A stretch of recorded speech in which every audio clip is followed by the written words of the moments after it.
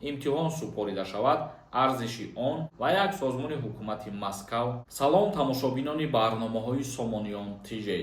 Дар Федератсияи Русия арзиши ягонаи имтиҳони забони русӣ барои муҳоҷирон муқаррар шид. Дар ҳамин бора суҳбат мекунем. Бо диққат тамошо кунед. Нафарҳое ки мехоҳанд фаҳмед ки дар рӯйхати 120 000 шаҳрванди хориҷӣ 4 ниспискаи Россияда номи шумо ҳаста ё ки не?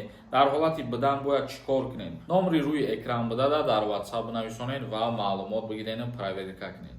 мавзӯи асосии имрӯзаи мо чӣ хеле ки гуфтем. тибқи санади имзокардаи сарвазир Михаил Мишустин, арзиши имтиҳонҳо дар тамоми гӯшаю канори Федератсияи Русия минбаъд ягона мешавад. Яъне ки сарвазири Федератсияи Русия Михаил Мишустин дар ин бора информатсия таҳия кард ки дар тамоми шаҳрҳои Федератсияи Русия барои муҳоҷирон арзиши ягонаи имтиҳонот мешавад. ҳукумати Русия ба муҳоҷирон нархи ягона барои имтиҳонҳо аз фани таърих ва забони русиро расман ҷорӣ кард.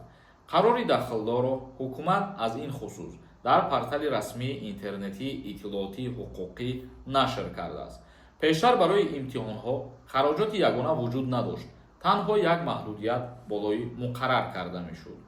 ҳамин тариқ нархи имтиҳон аз забони русӣ ҳамчун забони хориҷӣ, таърихи Русия ва асосҳои қонунгузории Федератсияи Русия 5900 рублро ташкил медиҳад. агар имтиҳон барои гирифтани иҷозаи иқомати муваққатӣ ё иҷозатномаи иқомат гирифта шавад. агар барои гирифтани иҷозатномаи кор ё патент имтиҳон супорида шавад, арзиши он баробар ба 3800 рубл мешавад. бисёртар бигем шаҳрвандое ки ба Федератсияи Русия сафар мекунанд имтиҳон меспоранд барои иҷозатномаи кор, яъне ки патент. бигем 99% шаҳрвандо барои кору фаъолият ки сафар мекунанд ҳамин нархнома муқаррар шудагие барои тамоми санҷишҳое ки дар имтиҳон ворид мешавад 3800 рубл пардохт карда мешавад.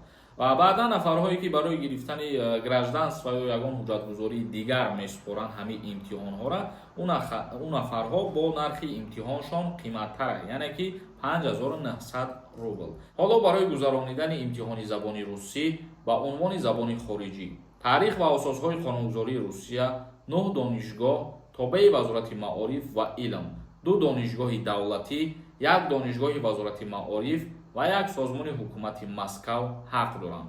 ҷойҳое ки ғайрирасмӣ буданд, ғайридавлатӣ буданд, аз байн бурда шуданд ва ҷойҳое ки ҳукумати Федератсияи Русия муқаррар намуд, дар ҳамин ҷойҳо шаҳрвандони хориҷӣ метавонанд рафта имтиҳонҳои худшона биспоранд. тамошобинони азиз ва гироми қадр, ин информатсия дар ҳолати таҳти амал қарор мегирад ки баъди соли нав, яъне аз 1 январи соли 2025 акнун комментарияҳои шуморо хонда ва саволҳо ҷавоб мегардонем. ягон нафари шумо хоҳем ки границаи Қазоқистон бирен бо одамои боваринок, документҳо буд шидагиранд боша, кори шуморо буд мекунанд. рақамҳошон дар рӯи экран мебуранд, дар WhatsApp муроҷиат кунед. як нафар нависонда: ака дар бораи Золотая корона мегуфтем. дар бораи Золотая корона чӣ савол дорӣ? амро пурра бинавис ва худо хоста бошад видеои ояндада ҷавоб мегардонем. ҳусейн нависонда: бародар, пенсиё боло намеравад. пенсиё боло меравад. пенсия недавна боло рафта буд, яъне ки моҳи сентябрда 3 моҳ шид, 4 моҳ шид боло рафт. ҳар сол бо қарори президенти ҷумҳурии Тоҷикистон муҳтарам Эмомалӣ Раҳмон музди маош, пенсияи нафақахӯрон, ҳама чиз мақсад боло бурда мешавад. Дониёр нависонда: ассалому алайкум.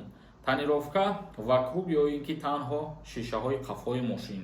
мо дирӯз дар бораи боло рафтани нархи танировка ва дусе чизе ки баъди соли нав дар ҷумҳурии Тоҷикистон нархҳошон боло меравад суҳбат кардем ва инчунин гуфтем ки нархи танировкарам боло меравад. и бародармон савол дода, мо тамоми мошина шишаҳоша дар назар доштем, яъне 2 шишаи қафоша не. Карликов нависонда: ассалому алайкум.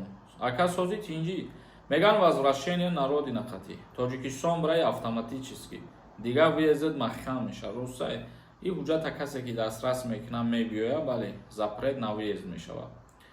як нафари дигар нависонда ки ассалому алайкум акаи Сорбон. даъвати баҳорӣ кай сар мешавад? даъвати баҳорӣ аз 1 апрел сар мешавад то 27 май.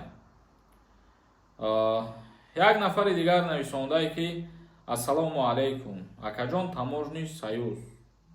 ответ: дар инҷа бо забони узбекӣ нависонда, бахшиши зиёд давомаша ман намефаҳмам. Мисол чӣ нависондагӣ, дар аввалаш нависонда ки дар таможни союз даромадан жда ответен.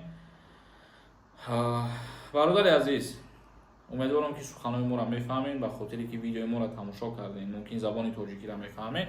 ба таможни союз даромадани ҷумҳурии Тоҷикистон ягон асос, ягон воқеият надорад ҳозирашда. Саидов нависонда, ягон гапат як бор рост набаромад. ҳар чизе гуфтем то ирӯз амал шуда. Наботов нависонда, ассалому алайкум, ман 4 нидаем акаҷон. Наравум чӣ гап мешавад? Штраф намекунанд. Наравен агар документотон ягон проблема дорад значит, ё ягон вақтҳои пеш нарушения кардагиен. Аз Россия буромадан мақсадшон ҳамияе ки бояд айсари нав дароену ва ҳуҷҷатотонро қонунӣ кунед.